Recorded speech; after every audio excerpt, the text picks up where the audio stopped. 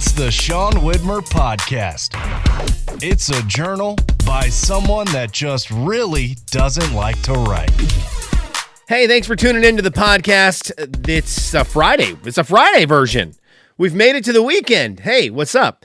I've got to be probably fairly quick today because I'm recording later than usual. I slept a little longer than I wanted to today, and I know my son's going to be waking up, heading down any moment, and I want to be ready to play some monster match with him when he wakes up and get some breakfast going for the kiddos.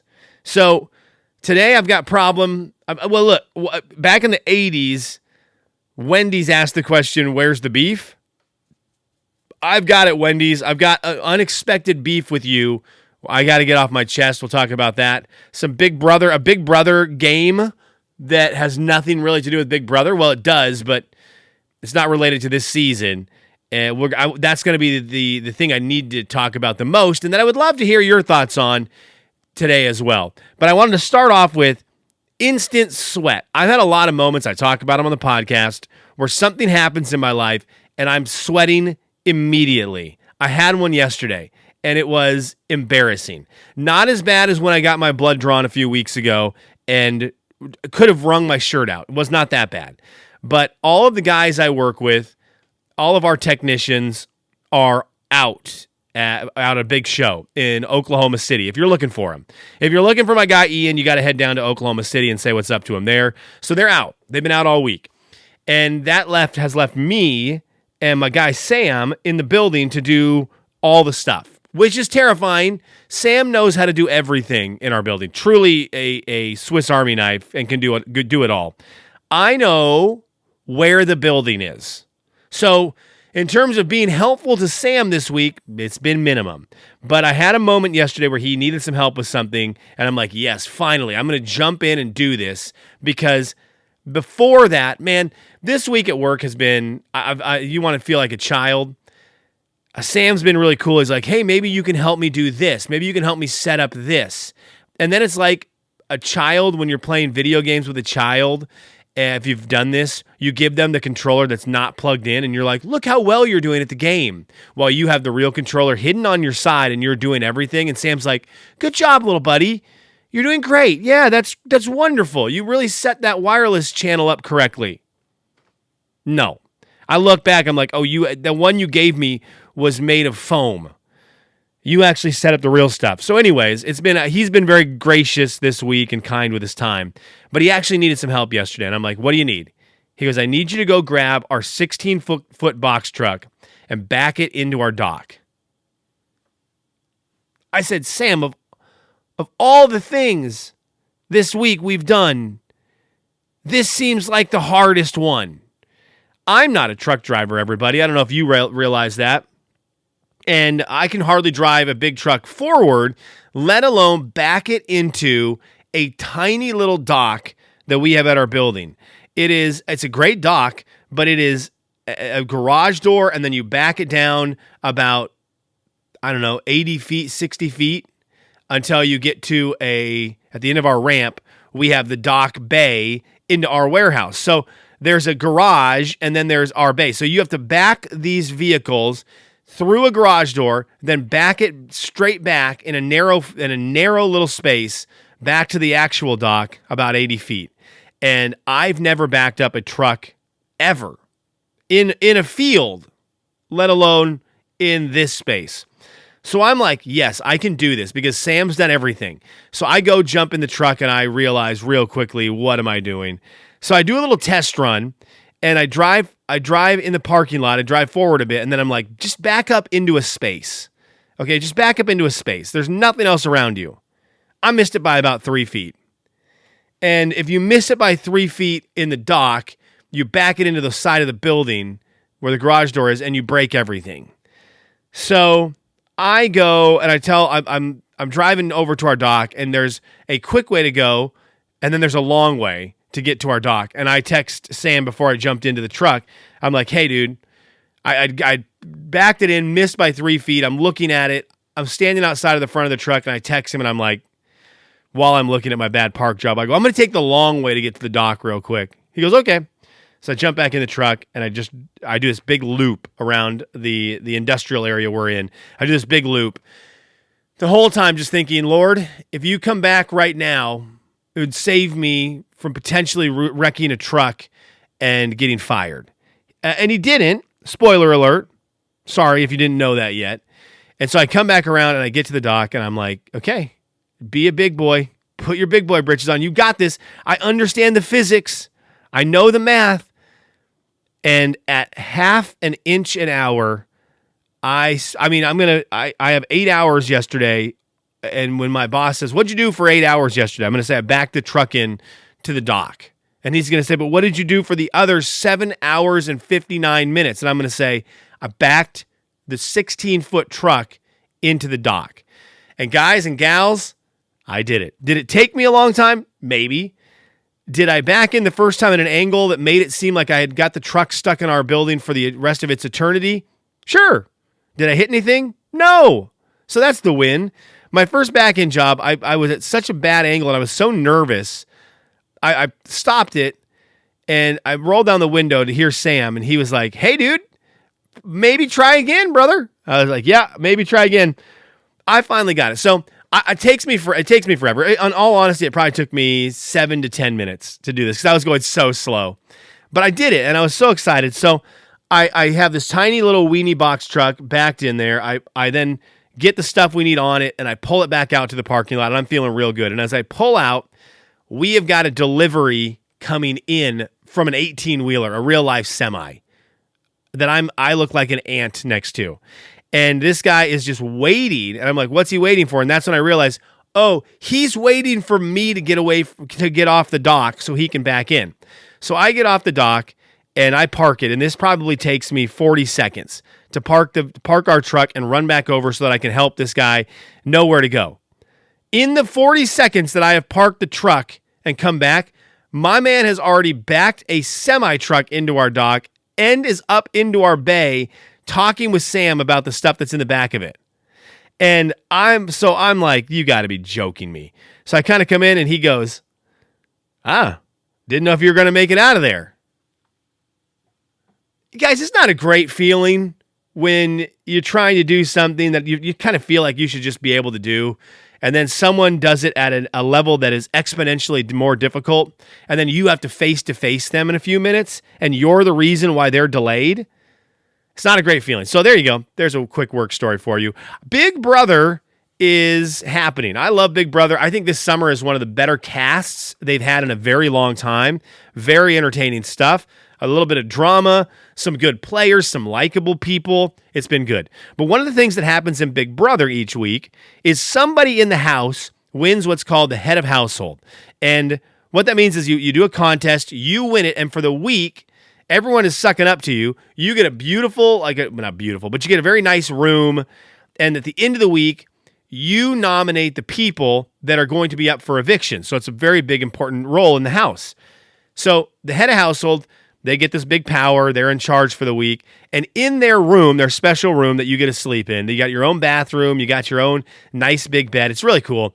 They give you a goodie bag. And I've obsessed over this goodie bag many a summer because every time I watch Big Brother, I treat it like I'm on the show. I'm like, what would I do in that situation? Well, head of household, I've thought of a lot because in this goodie bag that they always show, you get pictures of your loved ones, you get letters from your loved ones, but you get a bunch of items that are supposed to make your week better. And it's a lot of food items.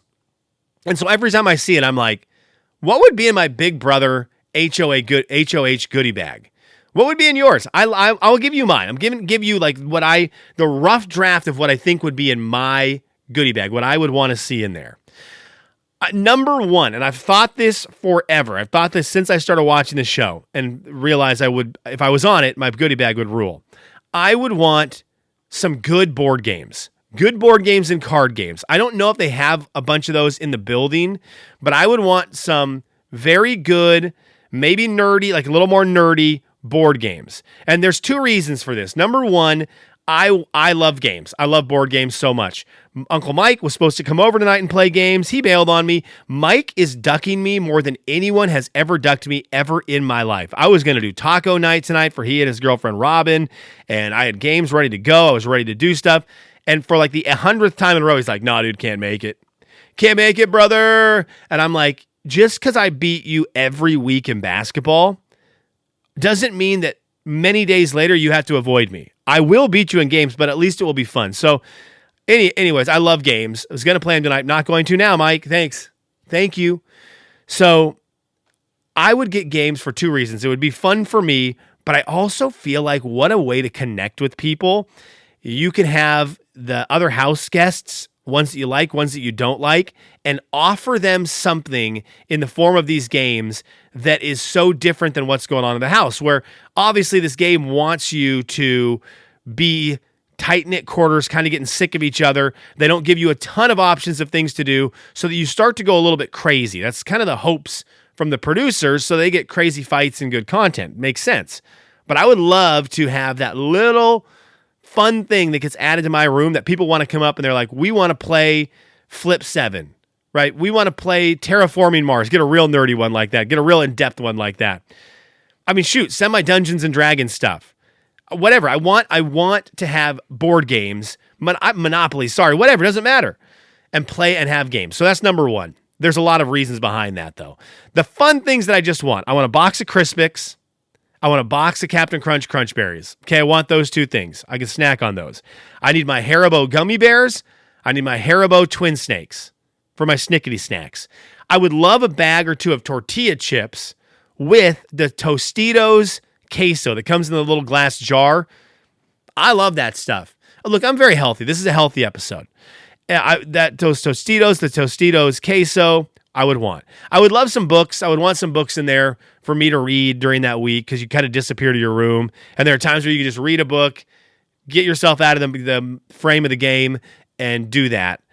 And I would want for the refrigerator, I would want, I don't drink a whole lot of this soda. I don't drink a whole lot of soda anymore, but Mountain Dew Voltage is the best soda. So I'd want a bunch of Mountain Dew Voltage and a bunch of A&W cream soda. Throw that in the fridge and let me rot my teeth out. I'd be cool with that. But I think that's like the base of what I would want in my HoH goodie bag.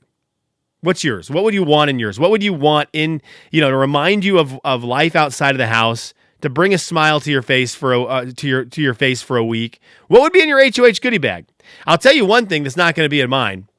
Wendy's, because Wendy's and I have beef. Not where's the beef. We have an unexpected beef right now. Shame on you, Wendy's. Shame on you. So Wendy's is advertising Minions and Monsters. They teamed up with Minions and Monsters, and they have little Happy Meal style toys in their building for Minions. They've got a Minion dressed up like Wendy. They've got a Minion. I forget what they all are. Minion in a thing of French fries, whatever the other ones are. And they have Goomy, the character Goomy from Minions and Monsters. So these are great kids' toys. My son has seen it on the walls when we're driving of Wendy's. He gets like, Dad, Wendy's has Minions and Monsters. We have to go there. I want to get a Happy Meal. Every kid's meal is a Happy Meal. I want to get a Happy Meal from Wendy's. I'm like, yeah, we'll do it someday, bud. Well, last night, God bless her, my mother-in-law. Thank the Lord for her. She came over. My wife's is out of town. And so my mother-in-law came over, got Olivia, and took her out for the night, took her to one of the cousins' baseball games. They went out to dinner afterwards. My daughter had the best night ever thanks to Nana. Like, that was just huge. And so it's just the boys and me. So I'm thinking, you know what? Tonight's the night. Huck's just he's kind of bummed Olivia's not around, but we're going to hang out. I said, let's go to Wendy's. Let's get kids' meals, and let's get the Minions and Monsters toys. Now, I don't want Wendy's. I like Wendy's. I'm not the biggest Wendy's fan, but I'm not craving it. But I know I can get the boys something I can eat at home. It's fine. And I think their kids' meals are really fairly priced. It's a good price. So shout out to Wendy's for the pricing. I think it's under $5 for a kids' meal. So I know I can get out of there for under $10 with a couple of kids' meals. So we drive up to Wendy's, and as I'm looking at the reader board, I'm realizing, wait a second. The kids' meals, I don't know that the kids' meals have Minions and Monsters toys. And my brain is breaking over this because I'm like, you are giving away toys with a meal, but it's not the kids' meal. Math me on that one. And I started to get a little worried because I had made a big deal to Huck, like, let's get ready to go. We're going to get you your Minions and Monsters toy. Yeah. We're hyping this toy up. This is going to be the greatest thing ever. It's going to get us through the night. Oh, yeah, baby. And now I'm sitting there realizing the kids' meals I just ordered are not going to have Minions and Monsters toys. Oh, well, they might, but I'm not banking on it. Instead, you have to buy a $13 adult grown-up meal, burger, fries, and a Frosty to get a toy. The weirdest concept ever. Now, when they're giving away, I'm holding one up on YouTube. I've got my McDonald's, one of my McDonald's Dream Team cups from the 90s that McDonald's gave away. You're giving away something that I'm going to use all the time. It makes sense to be in an adult meal, right? The collector's cups. I can guarantee you this. I'm not going to be using the Goomie figure ever. But this is what they've decided to do. So sure enough, we go through. The kids' meals have like Sonic trading card collectibles. The whole building is plastered with Minions and Monsters. My kids open their kids' meals, Sonic toys. Makes sense. Like that makes sense. Thank goodness I thought of it at the last second. I did not want Wendy's. I did not want to spend $13 on Wendy's. But since I had made such a big deal, I knew I had to at least secure one toy. So I order the Minions and Monsters meal. The guy's like, that'll be $7,000. I go, thanks, buddy. And sure enough, my adult grown-up meal came with a Minions and Monsters toy. Kids, like I said, came with Sonic. Huck got to have my Minions toy. And I've got beef with Wendy's right now. What are we doing? Let's probably not put the toys in the adult meals. Seems like just a novel concept. If you are advertising a toy, let's put it in the kids' meal. Let's put it in the kids' meal. What are we doing? So if you don't fall for the trick like I did, don't be a sucker like I was. Don't go see Minions and Monsters. Your kids are excited about it. You think, I'm going to cut a corner and get a Minions and Monsters toy and dinner at the same time. Don't do it. You're not going to do it. Unless you are a big Minions and Monsters toy collector, then you can do it yourself, adult, grown up. So Wendy's, we've got beef. I don't know how you're going to rectify this. I don't know how you're going to get this right, but I'm on a temporary boycott of Wendy's that will end as soon as Ian gets back from Oklahoma City, and he says to me next week, you want to get Wendy's? And I say, yes. Yes, I do. So until then, I'm on a boycott. So take that in your face, Wendy's, whatever. Scuba. Okay, that's all. That was for video people. Slim hanging. What was I about to say? I was about to sign off. I'm not going to edit it out. I'm going to leave it. I was about to sign off from the radio. Slim hanging out with you here on New Country 93.7 The Mountain. I was about to hit you with that. No. Wow. Goodbye.